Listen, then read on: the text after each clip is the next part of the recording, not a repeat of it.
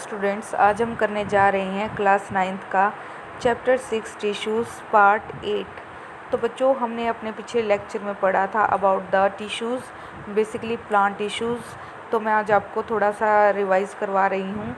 Plant tissues में हमने पढ़े थे meristematic tissue and permanent tissue. तो मेरिस्टेमेटिक टिश्यू में on the basis of location हमने पढ़ा था एपिकल, लेटरल, इंटरकैलरी, मेरिस्टेम। और हमने यह भी पढ़ा था मेरिस्टेम सेल सिर्फ डिवाइड करता है और उसके बाद जो सेल डिवीज़न के बाद मिलते हैं वो किस में बदल जाते हैं, परमानेंट टिश्यू में। तो परमानेंट टिश्यू भी दो प्रकार से होता है, simple permanent tissue and complex permanent tissue. तो सिंपल परमानेंट टिश्यू में बेटा हमने पढ़े थे कि टाइप्स, जैसे पेरेन्काइमा, कोलेनकाइमा एंड स्क्लेरेन्काइमा। उसके बाद हमने पढ़ा था about the epidermis and cork, कि एपिडर्मिस का क्या रोल होता है प्लांट के अंदर और कॉर्क क्या होती है, जो बार्क कैसे बनती है।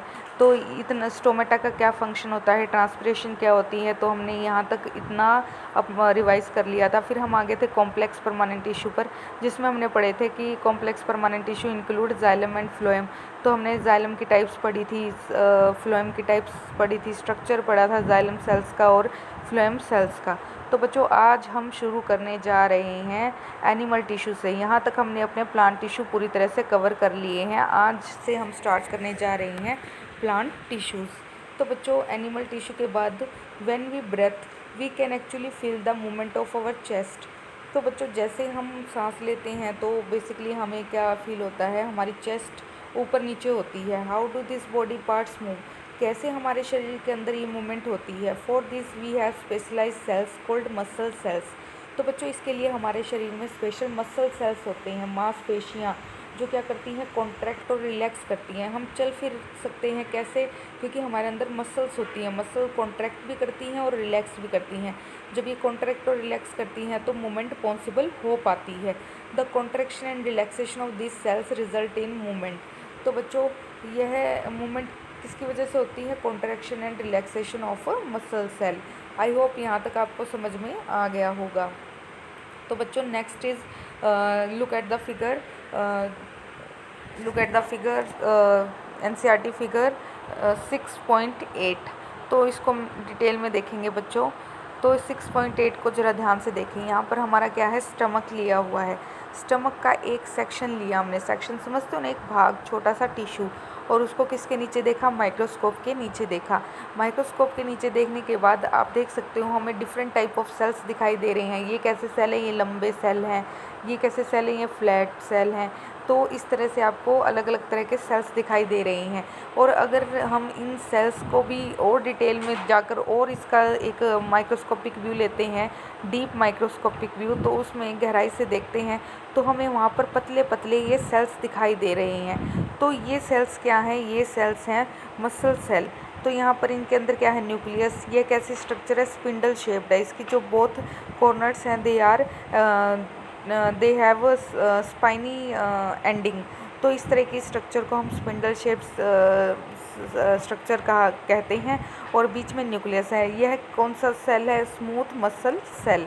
तो बच्चों, यहाँ से जस्ट ये आपको रिप्रेजेंट किया गया है कि स्टमक में ये टिश्यू है, टिश्यू के अंदर ये सेल हैं और ये सेल किस प्रकार के हैं, स्पिंडल शेप्ड। ठीक है बच्चों। Now come to the next paragraph. During breathing we inhale oxygen.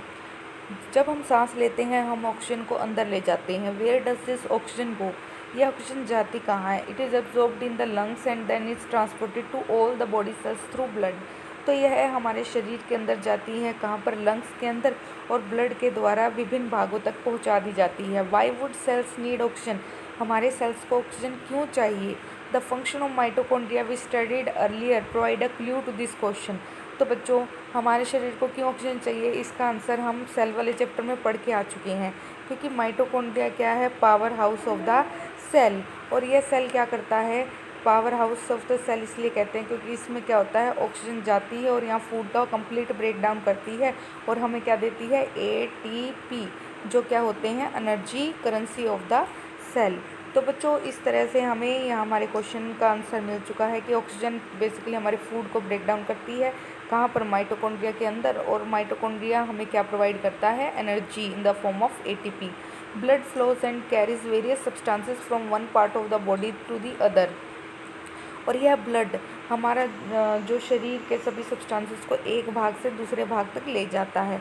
For example it carries oxygen and food to all cells. तो बेसिकली ये ऑक्सीजन के साथ साथ फूड को भी ट्रांसपोर्ट करने का काम करता है। It also collect waste from all parts of the body. तो बच्चों यह हमारे शरीर में जो इतनी सारी मेटाबॉलिक रिएक्शन चलती हैं उनमें जो वेस्ट जनरेट होता है उसको भी क्या करता है, शरीर से बाहर निकालने का काम करता है। उसको कलेक्ट करता है और कहाँ तक पहुँचाता है, किडनी तक। तो किडनी क्या करती है, फ़िल्टर करती है और फ़िल्टर करने के बाद जो यूरिन होता है, यूरिन पास आउट हो जाता है जिसमें बहुत ज़्यादा हमारे शरीर का जो वेस्ट होता है, स्पेशली कौन सा वेस्ट, यूरिया, वो पास आउट हो जाता है and carries them to the liver and kidney for disposal. तो बच्चों ब्लड का कनेक्शन कहाँ होता है, ब्लड का कनेक्शन लीवर तक भी होता है। और लीवर क्या करता है, लीवर हमारे शरीर में आने वाले जितने भी बैक्टीरिया है या कोई जर्म्स है उनको किल करता है। एज वेल एज किडनी भी जो वेस्ट है उसको फिल्टर करती है और हमारे शरीर से बाहर निकालने का काम करती है। तो बच्चों इस तरह से blood and muscles are both example of tissue found in our body. तो बच्चों ब्लड और मसल्स जो हैं ये हमारे टिश्यू में आते हैं। अब आप कहोगे मसल्स तो चलो टिश्यू है, ब्लड भी टिश्यू है। यस बच्चों, ब्लड एक कनेक्टिव टिश्यू है जो फ्लूइड फॉर्म में होता है। तो blood is also a type of tissue. On the basis of the function they perform, we can think of different type of animal tissue such as epithelial tissue, connective tissue, muscular tissue and nervous tissue। तो बच्चों यहाँ से हमारी classification शुरू हो गई है animal tissue की, कि एनिमल टिश्यू कितने प्रकार के होते हैं। एनिमल टिश्यू होते हैं हमारे अंदर 4 प्रकार के। कैसे, एक तो एपिथेलियल टिश्यू, दूसरा कनेक्टिव टिश्यू, तीसरा मस्कुलर टिश्यू, चौथा नर्वस टिश्यू। तो अब हमने इन टिश्यूज़ को डिटेल में पढ़ना है बच्चों। तो blood is a type of connective tissue and muscle forms of muscular tissue. तो ब्लड किस में आता है, कनेक्टिव टिश्यू में, और मसल किस में आती है, मस्कुलर टिश्यू में। तो बच्चों आई होप आपको इतना समझ में आ गया होगा।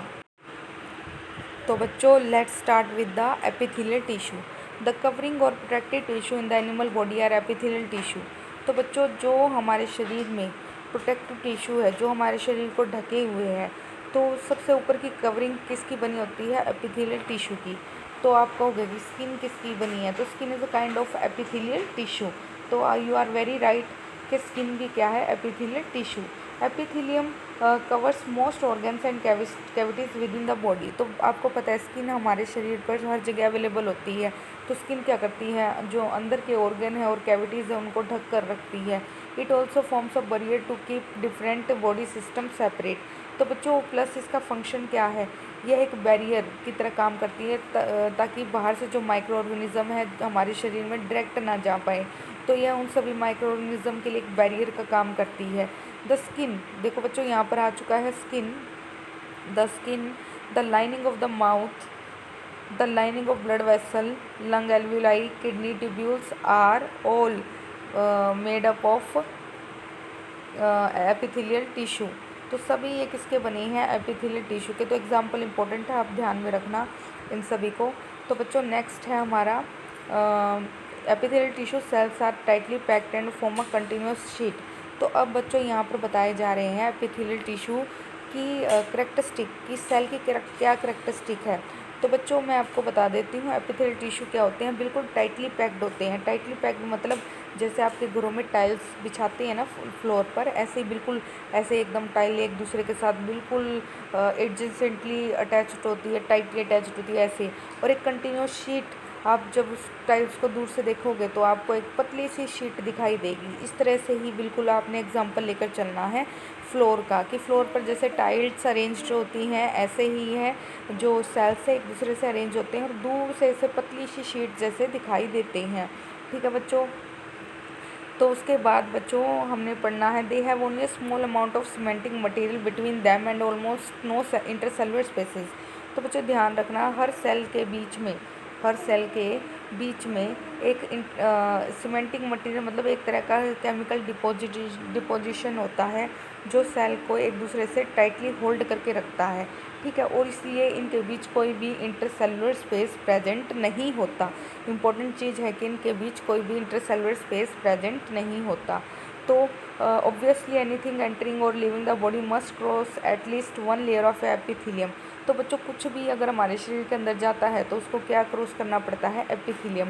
As a result the permeability of the cells of various epithelia play important role in regulating the exchange of material between the body and the external environment. तो इस तरह से एपिथीलियम हमारे शरीर के अंदर एक मीडिएटर का काम करता है, जिसके थ्रू मटेरियल हमारे शरीर के अंदर आ जाते हैं और यह हमारे कनेक्टिंग लिंक है with the external environment. Regardless of the type, all the epithelium is usually separated from the underlying tissue by an extracellular fibrous basement membrane। तो बच्चों एक बात ध्यान रखना, जैसे ये पतली शीट है किसकी, सेल्स के, इनके बीच में क्या है, सीमेंटिंग मटेरियल।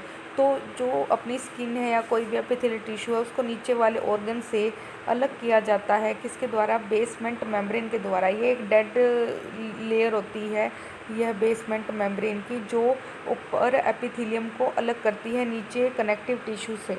तो इसको याद रखना कि basement membrane is dead in nature, ठीक है। इसको हम बोलते हैं बेसमेंट मेम्ब्रेन, जिसके ऊपर क्या प्रेजेंट है, एपिथेलियल सेल्स। और यह कनेक्टिव टिश्यू को जो नीचे अपने बॉडी के नीचे वाला भाग होता है, स्किन का मतलब नीचे वाला भाग होता है, उससे अलग करती है। तो बेसमेंट मेम्ब्रेन बीच में क्या करती है, अलग करती है कनेक्टिव टिश्यू को फ्रॉम एपिथेलियल सेल। तो बच्चों आज के लिए इतना ही, आज आप इतना पढ़ना और फिर हम इसकी टाइप्स को नेक्स्ट लेक्चर में लेंगे। आज के लिए इतना ही बच्चों, धन्यवाद।